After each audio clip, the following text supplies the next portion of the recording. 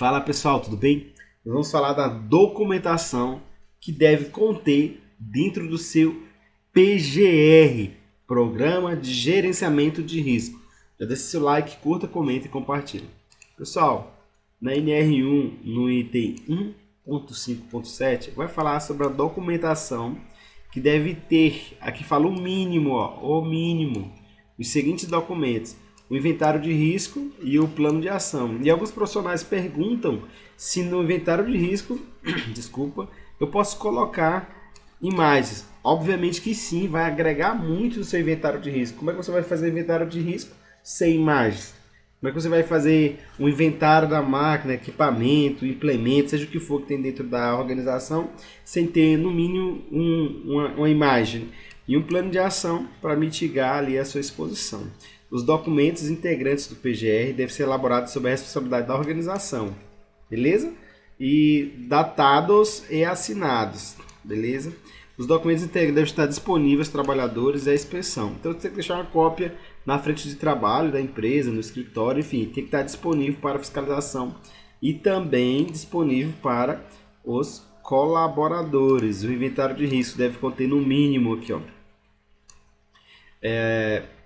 a identificação dos perigos, das avaliações dos riscos devem ser consolidados em um inventário de riscos ocupacionais. Se liga nisso aí, ó, que devem ter as seguintes informações: caracterização do processo e meio de trabalho, caracterização das atividades, descrição dos perigos, lesões, etc. Então veja só, caracterizar todo o processo que é feito, como é que é feito, o ambiente de trabalho, se é feito debaixo do galpão, se é céu aberto, se é numa floresta, se é numa fábrica. Então vai ter que ter esse ambiente descrito.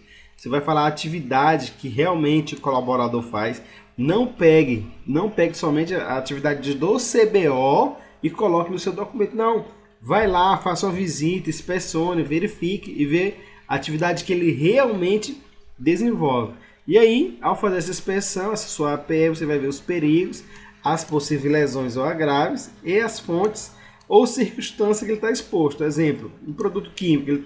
Só o fato de ter produto químico não significa que ele está exposto. Mas qual a circunstância? No momento que ele vai fazer a aplicação.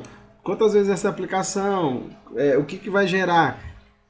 Lembrando, isso aqui não vai ser da sua mente, tá, pessoal? Tem todo um parâmetro que você deve seguir para fazer essa gradação de risco, tá?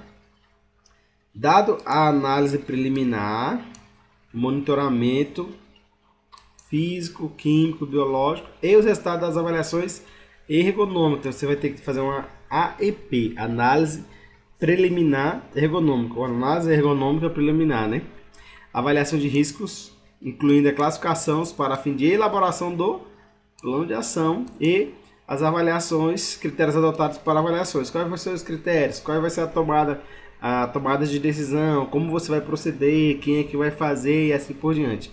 Esse inventário deve estar atualizado. Esse histórico também deve ser guardado por no mínimo 20 anos.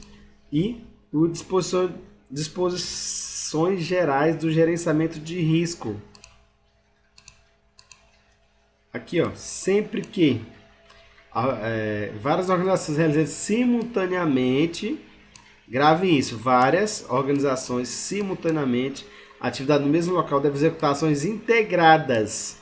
Se tiver várias empresas no mesmo local, ações integradas para quê? Para medidas de prevenção de acidente visando a segurança dos trabalhadores expostos a esses riscos ocupacionais. O PGR da empresa da contratante, poderá incluir medidas de prevenção para as empresas contratadas e assim por diante. As organizações contratantes devem fornecer às contratadas informações sobre os riscos. Então, se a sua empresa está sendo contratada por uma empresa X, a empresa X tem que fornecer para você os riscos, pelo menos um inventário, uma planilha também com esses riscos. A prestação de serviço digital da organização deve prestar informações de segurança e saúde do trabalho em formato digital, conforme aprovado pelo STRAB, né, a Secretaria de Trabalho. Os modelos aprovados devem considerar os princípios de simplificação e desburocratização. Olha aqui essa frase, ó. Desburocratização. Isso aqui é importante. Importante porque além de você estar aplicando o que a legislação pede, você vai estar desburocratizando a sua empresa. E aqui, os documentos previstos na NR podem ser emitidos e armazenados em meio digital, com certificado digital emitido em âmbito de infraestrutura, conforme as leis, né? Documento físico assinados manualmente, inclusive anteriores à vigência desta, podem ser arquivados em meio digital em período correspondente ao exigido. O processo de digitalização deve ser em forma de manter a integridade e a autenticidade do seu documento. Se você tem o documento físico, você pode escanear ele, deixar salvo aí dentro do seu servidor, da sua empresa, do seu computador, do seu e-mail e assim por diante. Os empregadores que optarem pela guarda de documentos prevista no capítulo devem manter os originais conforme previsto em lei. Tô com o meu scanner aqui e vou jogar o outro fora. Negativo, não faça isso não. O empregador deve garantir a preservação de todos os documentos digitais por meio de procedimentos e tecnologia. O empregador deve garantir à inspeção do trabalho amplo registro e irrestrito acesso a todos os documentos digitalizados no Nato Digitais. Para documentos que devem estar à disposição de trabalho dos seus representantes, a organização deverá prover meios a essas informações, ok? De modo específico e objetivo. Capacitação, treinamento e segurança do trabalho. A empresa, o empregador, deve promover esse treinamento. Ao final do treinamento, que pode ser inicial, periódico, eventual, deve ser emitido um certificado com nome e assinatura do trabalhador, conteúdo programático, carga horária, data, local de treinamento, nome e qualificação dos instrutores e responsável pelo treinamento. Veja só, qualquer e todo treinamento, de acordo com a legislação, você deve fazer o certificado para este colaborador. Para esse colaborador, que deve ter o seguinte, essa capacitação deve incluir treinamento inicial, periódico e eventual. O inicial deve ocorrer antes do colaborador entrar em suas atividades. O periódico deve ser estabelecido nas NRs ou quando não estabelecido em prazo determinado pelo empregador. Na NR diz que ele tem que fazer a cada 2 anos, mas o empregador quer que ele faça de ano em ano, vai seguir o que o empregador determinar, ok? O treinamento eventual deve ocorrer quando mudar procedimento, operações de trabalho, máquinas e equipamentos, na ocorrência de acidente grave ou fatal, no retorno ou após afastamento a 180 dias do colaborador, ele deve fazer esse treinamento novamente. A carga horária, o prazo e o conteúdo do treinamento eventual deve atender a situação que o motivou o afastamento ou a mudança, alguma coisa do tipo. A capacitação deve incluir estágio prático, prática profissional, supervisionada, etc. Exercícios simulados ou habilitação para a operação de veículos, embarcações, máquinas ou equipamentos. Então ele vai retornar ao trabalho com esse treinamento, seguindo essas diretrizes. O tempo dispendido de treinamentos é considerado como trabalho efetivo. Eu vou fazer de domingo, negativo. Faça aí durante a jornada de trabalho. O certificado deve ser disponível ao trabalhador e uma cópia arquivada na organização. É claro que esse item é bastante claro. Capacitação deve ser consignada nos documentos do empregado.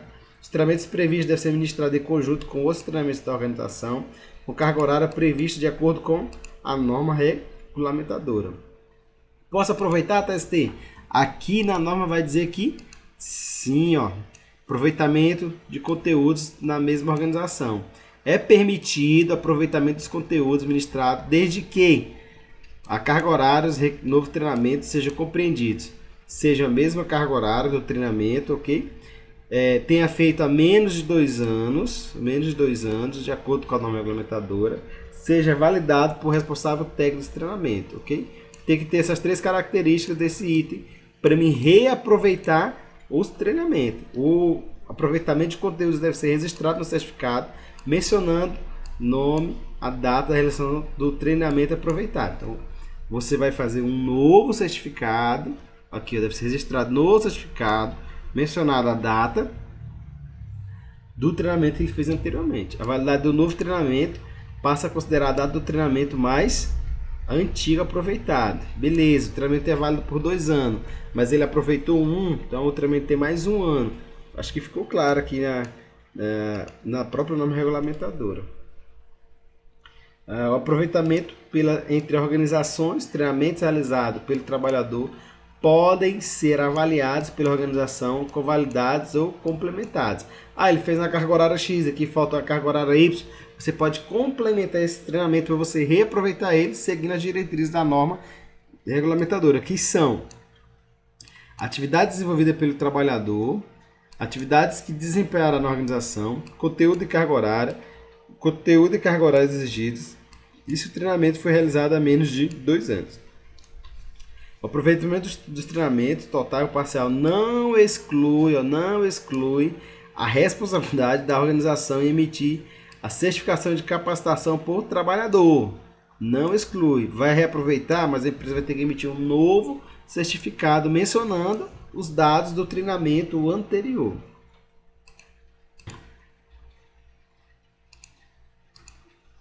Para efeito de periodicidade, o novo treinamento é considerado a data do treinamento mais antigo. Ok, eu acho que esse item se repetiu ali, né? Dos treinamentos ministrados em modalidade EAD, ensino à distância ou semipresencial. Devem ser ministrados, podem ser ministrados, agora pode ser ministrado desde que atenda os requisitos do anexo 2 dessa norma. Conteúdo prático do treinamento deve ser realizado na modalidade de ensino à distância ou presencial, desde que previsto na NR, então pode ser feito. Microempreendedor, treinamento diferenciado para microempreendedor e empresas de pequeno porte. A empresa individual está dispensada de elaborar o PGR. O que é o PGR? Programa de Gerenciamento de Risco. É diferente de gerenciar os riscos, ok? Então ela está dispensada do PGR, mas ela não está dispensada de elaborar os riscos, de controlar os riscos da sua organização. A dispensa não desobriga a empresa contratante do MEI, deverá excluir suas ações em seu PGR, quando atuar em áreas de dependência proveniente ao contrato. Então, a empresa contratante deve informar novamente os riscos que a contratada estará exposta. São expedidos pela Secretaria Especial do Trabalho, SERP-RT, fichas de orientações quanto a medidas de orientações dessas empresas. Então, essas empresas estão desobrigadas de elaborar o PGR, mas o governo disponibilizou fichas de orientações. As microempresas, empresas de pequeno porte, que não foram obrigadas a constituir SESMIT e optaram pela utilização da ferramenta de avaliação de risco disponibilizada no site, poderão estruturar o PGR considerando o relatório produzido pelas ferramentas do plano de ação. Então ela pode fazer o próprio PGR dentro do site do governo. As microempresas, empresas de pequeno porte, grau de risco 1 e 2, que no levantamento, lá na sua PR, não identificar riscos químicos, físicos e biológicos em conformidade com a NR9 e declarar as informações digitais, estão dispensados de elaborar o PGR. Então veja, empresa grau de risco 1 e 2, sem riscos químicos, físicos e biológicos, podem, se quiserem, declarar essas informações dentro do portal e aí estão dispensadas de elaborar o programa de gerenciamento de risco. Nesse caso, a gente faz uma DIR, Declaração de Inexistência de Risco, dentro do portal do governo. Lembra lá da palavra lá em cima? Desburocratizar, meu amigo. Essa é a palavra. Aqui, empresas digitais declaradas devem ser divulgadas aos trabalhadores. Tem que divulgar aos trabalhadores. A dispensa prevista é aplicável quando a obrigação da elaboração do PGR não afasta a obrigação do cumprimento de outras normas previstas na legislação. Aqui está falando específico do PGR, mas exames, treinamento, outras situações a empresa vai ter que fazer. O MEI-EPP, grau de risco 2. Quem informar a forma digital no item 1 não identificar risco químico, físico, biológico e fatores ergonômicos. Então, você, no seu levantamento preliminar, na sua análise preliminar, na APR e na sua análise ergonômica preliminar, não conseguir identificar esses riscos, fica dispensado também de elaborar o PCMSO. E é um detalhe, A desobrigação do PCMSO não desobriga a empresa de fazer exames. Patrício, o teste é versátil, mas como que eu vou fazer se não tem PCMSO? O médico ele vai definir qual exame deve ser feito, independente do PCMSO nestas situações, ok? Que não desobriga a empresa de fazer o exame. Preço de grau de risco 1 e 2, previsto na norma N4, segurança e medicina do trabalho, ok? São mencionadas, tal, NR4 tal. Empregador responsável pela prestação de serviços, tá? Lá no site, tem que informar lá no site, o empregador é o responsável. Ele pode direcionar para outra pessoa? Obviamente que pode. É até mais interessante que ele direcione para outros colaboradores, né? Outras pessoas. Disposições finais. O não cumprimento das disposições legais e regulamentadas sobre segurança e saúde no trabalho acarretará a aplicação de penalidades previstas na legislação pertinente. Os casos omissos verificados no cumprimento da NR serão pela Secretaria. E aqui nós vamos ter o anexo 1, que vai ser os termos e definições. E vamos ter também o anexo 2, né? Anexo 2, que vai ser os requisitos para a utilização do treinamento presencial e semipresencial.